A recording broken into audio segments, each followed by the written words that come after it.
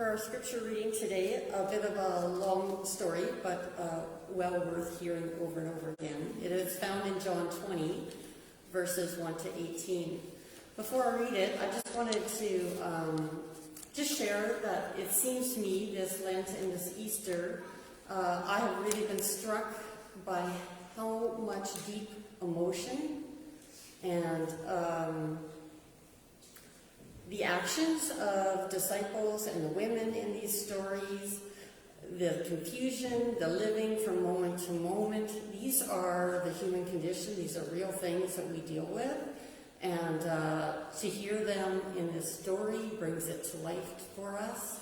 And to ask that question, how in these dark times do we live with hope? Because that's not always our first response to hardship. So, so as you listen to that story, you can just feel free to let some of those emotions work in your heart. Early on Sunday morning, while it was still dark, Mary Magdalene came to the tomb and found that the stone had been rolled away from the entrance. She ran and found Simon Peter and the other disciple, the one whom Jesus loved. She said, "They have taken the Lord's body out of the tomb, and we don't know where they have put him." Peter and the other disciple started out for the tomb. They were both running, but the other disciple outran Peter and reached the tomb first. He stooped and looked in and saw the linen wrappings lying there, but he didn't go in. Then Simon Peter arrived and went inside. He also noticed the linen wrappings lying there, while the cloth that had covered Jesus' head was folded up and lying apart from the other wrappings. Then the disciple who had reached the tomb first also went in, and he saw and believed.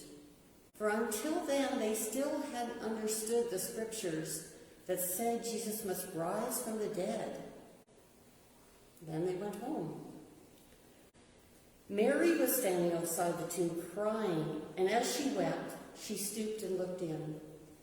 She saw two white-robed angels, one sitting at the head and the other at the foot of the place where the body of Jesus had been lying. "Dear woman, why are you crying?" the angels asked her. "Because they have taken away my Lord," she replied, "and I don't know where they have put him." She turned to leave and saw someone standing there. It was Jesus, but she didn't recognize him. "Dear woman, why are you crying?" Jesus asked her. "Who are you looking for?" She thought he was the gardener. "Sir," she said, "if you have taken him away, tell me where you have put him, and I will go and get him." "Mary," Jesus said. She turned to him and cried out, "Rabboni," which is Hebrew for teacher. "Don't cling to me," Jesus said, "for I haven't yet ascended to the Father. But go find my brothers and tell them, I'm ascending to my Father and your Father, to my God and your God." Mary Magdalene found the disciples and told them, "I have seen the Lord." Then she gave them his message.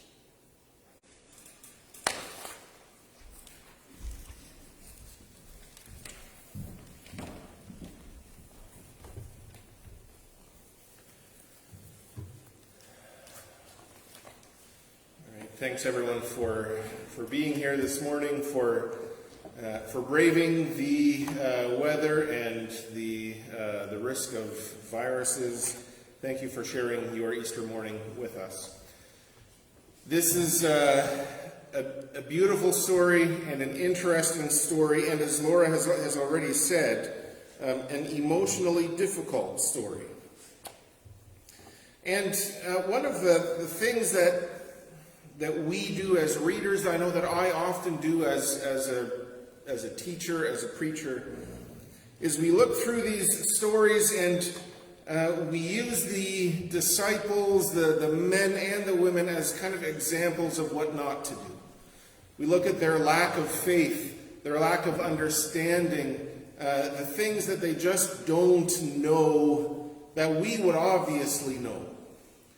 And we get to sort of pat ourselves on the back, even though we have 2,000 years of history to bolster our confidence. But I thought maybe this morning it would be good to give them a little bit of credit, to celebrate the faithfulness of the disciples. The disciples were doing a lot of things in this story that showed a little bit of faith. And maybe we could expect a little bit more, but there's a whole lot of faith there already, and I thought it'd be good to look at some of those. The first thing I want to notice is that they're all still in Jerusalem. The men are hiding. They're in the room. They're not going anywhere. They're hiding. And they will even be there after Jesus comes back to them. It says before the end in different parts that they're still hiding. They're still waiting for some sense of what to do. But they are in Jerusalem. They would know very well that Jesus died as a prisoner, and they affiliated with him could be next on the block. And not only for affiliating with him, but they had just been talking earlier about who's going to be second in command. Well, when you kill the person who's first in command, the person who's second in command gets elevated one spot. And so they could have run back to Galilee. Many of us would. It would be logical to do that, but they're still around. It doesn't say if they're hoping something's going to happen. It doesn't say that they're waiting for a word from the Lord, but they're still there. Because Mary goes to the tomb, which is in Jerusalem. She goes back to tell the men, and they come back almost immediately. They haven't gone back and forth to Galilee in between here. So they are still there. There's enough faith that they're willing to risk imprisonment, torture. They're willing to take a chance and stick around. And still there's a sense of faithfulness that they are respecting the Sabbath. I know many of you have experienced a great deal of grief in your lives, and in those moments you lose sight of a lot of things. You lose sight of the passage of time. You lose sight of rituals outside of yourselves. You don't know what day it is, and it doesn't really matter. But here, Jesus has died on Friday. The women have spices they want to anoint Jesus with. They want to honor his body, but they don't do it on the Sabbath. And maybe they're following the rules. Maybe they expect some sort of enforcement in Jerusalem, but they don't even try. They don't go to the tomb. They stay and they respect the Sabbath. The Sabbath is Saturday in this story here. So they are holding back. They still have that much faith in God. They're still willing to follow those rules. And you would think that if there was a conspiracy against the followers of Jesus, that the tomb is maybe where the soldiers would be watching. So where are these soldiers? Well, we don't know, but Mary gets to the tomb, and her first thought when Jesus is missing, when the body is missing, is that somebody, they, the authority figures, it seems to be the conclusion, they have taken our Lord. It wasn't enough that they killed him. It wasn't enough that they beat him and mocked him and made a public spectacle of his death. But now they won't even give us the dignity of paying tribute to his body. So they've taken him away. But if the soldiers took Jesus away, wouldn't they be waiting around? Mary gets to the tomb and she sees that it's open, and she says, well, they've taken him. She goes and tells the disciples. They're hiding. They're in mourning and fear at the same time, two complicated emotions at the same time. And what do? They don't stay there and hide, even though what she's saying sounds unbelievable. Even though they would be well within their logical framework to dismiss her as crazy, they go to the tomb.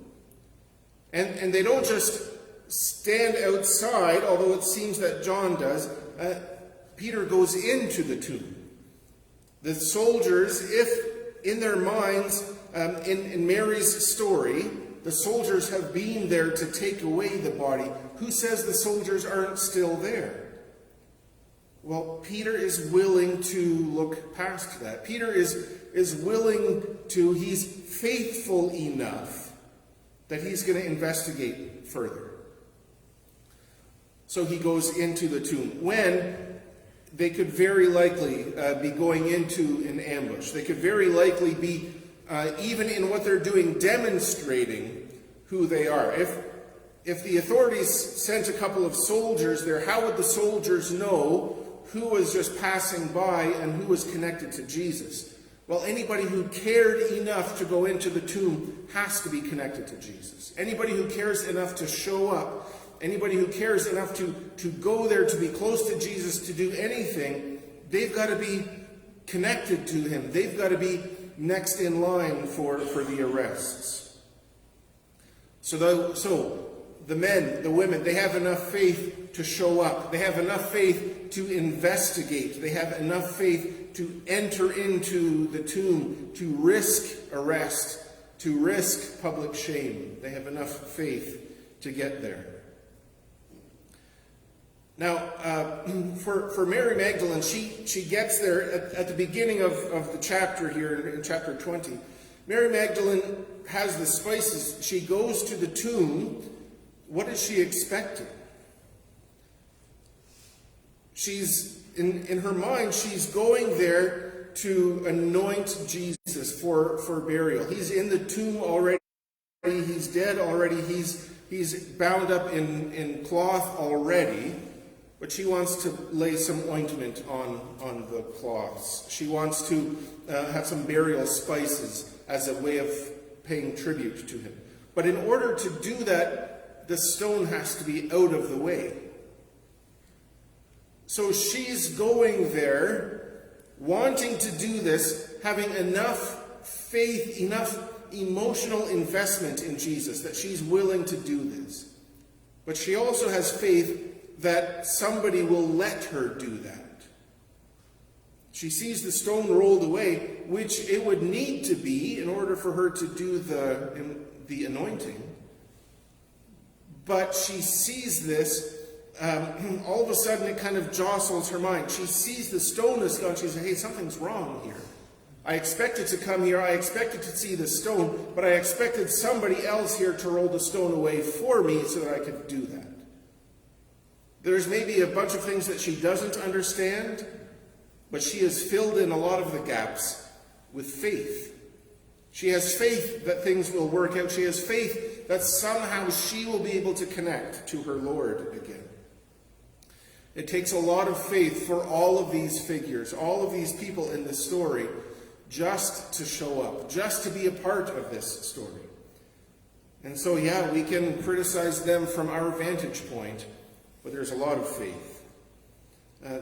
There was enough faith for all of them to see if this was worth checking out. All of the things that are happening in their minds, all of the doubts, all of the insecurities, all of the fear is still there, but they're willing to step past that, to go out in public, to go investigate, to look, to inquire of what's happening. And so the men come, they investigate, they're excited, they know something's happened, they haven't gotten full confirmation yet, and they go back, but Mary is still there. The longer she stays, the more the risk is that she could be arrested. If her first theory is correct, that the authorities, have taken Jesus' body. And what is she doing? The disciples have left. The men have seemingly ignored her. They're in their own space. They're in their own minds trying to figure out what has happened. But Mary is still there. And what is she doing? She's crying. Mary is weeping at the tomb of her friend, her Lord. She's there and she's crying. In the Beatitudes, Jesus says, "Blessed are those who mourn, for they will be comforted." I don't know about you, but I don't like mourning in public. I've told a story a few times. There was a time when I was going through some difficulty, emotional difficulty, which some of you understand, and I had boarded a plane, and the plane was going to take me to Puerto Rico, or maybe back. I forget which part of the trip it was on. And as I was on my way there, I found my seat. I sat down. I was getting comfortable, weighing through all sorts of emotional stuff, which maybe I, as a man, as a Mennonite man, a Germanic, whatever, all of these things that inhibit my emotional expression. And I sat down on the plane, and near the front of the plane was a baby. And the baby was crying. And so many times when I've flown, you hear a baby crying, and you're like, oh no, this is going to be brutal. This whole flight long, this baby is going to cry, and I don't think those parents know what they're doing, and this is going to be brutal. And when it's your own baby, even worse, right? Oh, I look like a bad parent. All these people want to sleep, and I can't really walk around like I like. I don't have the toys that I like, and what are we going to do? And the elevation change is it's just terrifying. But this time was different for me, because I thought, oh, this baby is crying. I want to cry. So, it was a strange feeling. I said, I'm going to let this baby cry, and it is crying my emotions out. I am crying vicariously through this baby. So here's Mary Magdalene, crying unashamedly in public. It takes a bit of faith to cry in public. It takes a whole lot of freedom to do that. And sometimes you only get there because you are that sad. But you have to have enough faith that it'll be okay. Enough faith that it doesn't matter that people are seeing you weeping. Sure, it's a cemetery, or it's at the tomb. People get there's probably going to be some sadness there. But she's just weeping in public. And then Jesus approaches. She doesn't know it's Jesus. But then this man that's behind her, which man is it? What does this man want? She doesn't care. She's still crying. Does this person have authority? Is this the person who rolled the stone away? She assumes it's the gardener. Maybe why else would there be a man there? But in that moment, she says, oh, this is a person who can help. She has faith again. Hey, things are terrible right now, but maybe this guy can help. So she says, if you've taken my Lord, tell me so I can go find him. Faith, beautiful faith. And not just faith, you have to care a lot to cry. Crying sometimes looks like a show of weakness, but you only get to that point by caring. People die around us all of the time. We drive by places where there's a flag at half-mast. Somebody died. We don't know who, maybe we do know who, but what do? We carry on with our days. It's only the people who we care about. Their death can bring us to the point of tears. We have to care. Mary cares so much about Jesus that she's willing to be embarrassed. She's willing to cry in public in front of other people.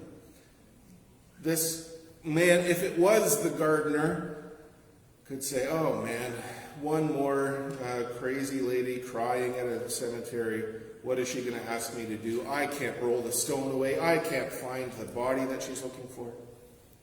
But she's willing to put up with that because she has faith. She's willing enough, bold enough, confident enough to ask this stranger, who she thinks is a stranger, for that little bit of help, which would in fact be a whole lot of help. Mary has faith. The disciples have faith. Everybody in this story has a little bit of faith, but not quite enough. In this story, we see these people carrying grief, not sure what to do with themselves. They want something. They want to reconnect with Jesus, but they can't quite entertain the idea that Jesus could be back. They don't quite have that much faith. Maybe there's an emotional connection here. To have that kind of faith means putting that much trust, to risk that kind of investment. They're putting themselves into that. So they've just been hurt, they've just experienced the pain of loss, and maybe the idea has popped into their minds.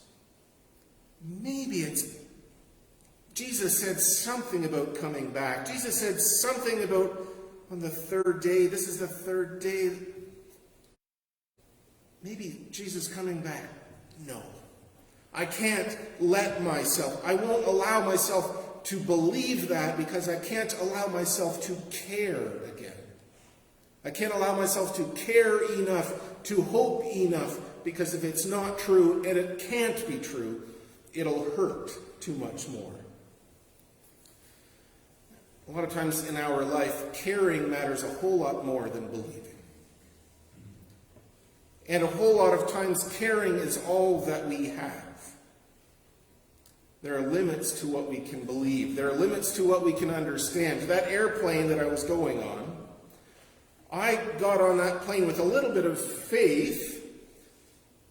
I don't have the mind, I haven't invested myself to fully comprehend and understand the laws of aerodynamics that keep that plane up in the air. And I have heard stories of planes coming down before they were supposed to, and I didn't want to be in that spot. But I cared enough to make it happen. I put in a little bit of faith, but there's a little bit of caring as well. Sometimes caring is all that we have. Sometimes faith is kind of one of these hard words to define, but I think sometimes it's aligning our minds with what the heart already believes. Sometimes our heart is there already, but the mind is a little bit slow to catch up. And sometimes if the heart is there, the mind skips over a bunch of things to get where the heart already is, even though nobody else understands it.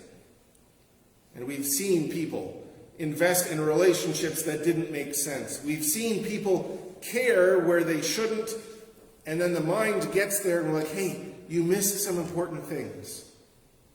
The people in the story today didn't want to do that. They didn't want to skip the important things because they've already felt the pain. If they allowed themselves to believe for a minute that Jesus was back, it would hurt too much. They would look foolish, and all that pain would come back fresh. They didn't want to do that. Sometimes the fear of caring is a bigger problem than the fear of believing. It used to be that in church we sort of understood once you behave the right way, and then you might start to believe the right way, then you will belong with us. And I've come to appreciate a reversal of that. That in our families and in our communities, it's important that first we recognize we belong. We are creating a space of belonging. And within this space of belonging, there are things that we believe and that we teach. And at some point, people will start believing those things because we have created a space of belonging. And once that works, then the behaving kind of follows suit. It's hard to trust again after being hurt. It's hard to love again after being hurt. And so Mary and Peter and John and all the other characters of this story They want to love. They want to hope, but they won't quite allow themselves to do that. In our lives, there are certain things we have to be confident of. We have to be sure of. Or else we can't really get very far. We need some kind of confidence and stability. But sometimes that confidence is what holds us back. And we see in this story, Mary had confidence in the way that life worked. Once somebody has died, they don't come back. Peter understood that. John understood that. All the things that Jesus had said had bumped up against that wall of confidence. Right, okay, yeah, Jesus, he's gonna come back at some point in his kingdom. That makes sense. We'll hold on to that. But when Jesus had died, there was a wall of confidence that idea had bumped up against. And so when the time came, they hadn't allowed that idea to take root. The same thing happens to us. We trust, we love, we hope, but to a point. We won't allow ourselves to go all the way. There's a wall of sureness that we build up. We've experienced defeat and we recognize, okay, I can't win there. I can't win that battle. I can't convince that person. I can't pay that debt. I can't overcome those odds. I can't. There's a wall of confidence that shouldn't be there. Mary had a wall of confidence that even though there was evidence to the contrary, even though she had seen the empty tomb, even though she had heard Jesus talk about that, even though Jesus himself was standing behind her, the wall of confidence was stopping her from accepting what was most beautiful and what was most true. So this morning we celebrate Jesus' resurrection. But I hope in that confidence, in that rejoicing, we can knock down a few of our own walls of sureness, our own walls of confidence that should not be there. We can put confidence in good things, but when we put confidence in bad things, Jesus is there to knock it down. So may that be our hope this morning, that those things that are knocking us down, that are holding us back, that are preventing us from achieving victory and compassion and love, that those things can come down when we trust in Jesus. Amen.